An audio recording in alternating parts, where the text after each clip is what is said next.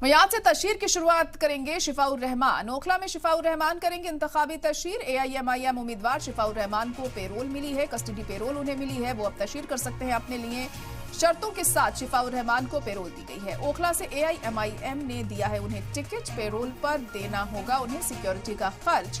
तो एआईएमआईएम के दोनों ही उम्मीदवारों को अब कस्टडी पेरोल मिल गई है। ताहिर हुसैन है जो मुस्तफाबाद सीट से चुनावी मैदान में है, और शिफाउर रहमान को भी पेरोल कल दे दी गई। अब वो भी आज से तशहीर में अपनी मौजूदगी दर्ज कराएंगे।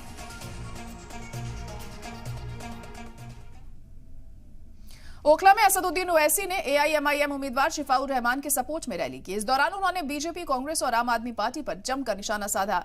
ओवैसी ने कहा है कि ताहिर और शिफाउर रहमान को जानबूझकर फंसाया गया है। ओवैसी ने कहा कि जो लोग ये दावा करते हैं कि ओवैसी वोट काटेंगे, तो हम ये कहना चाहते हैं कि लोकसभा चुनाव दिल्ली में नहीं लड़े थे, फिर भी दिल्ली में बीजेपी कैसे जीती।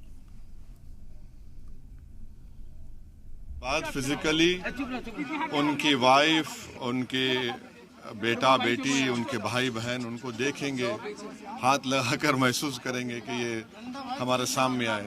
तो ये तो इलेक्शन कैंपेन है, चलेगा, मगर उससे ज्यादा ये जो एक ह्यूमैनिटेरियन इशू है कि 5 साल से ना केस चलता है, ना आगे बढ़ता है, कोर्ट में चलता है।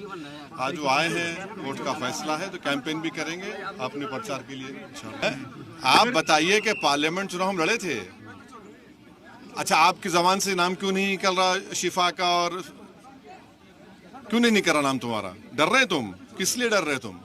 2 सीट तो लड़ रहे हैं, इतनी पेचिश क्यों हो रही है? असद भाई, लेकिन अमानतुल्लाह ने आपका नाम लेकर के कहा कि असदुद्दीन ओवैसी दिल्ली दंगों में कहा गया था, वो आया है वोट बांटने के लिए, सीट भाजपा को देने के लिए, बीजेपी को देने के लिए आया है। छोड़िए ना, बच्चों को अपनी हद में रहना चाहिए।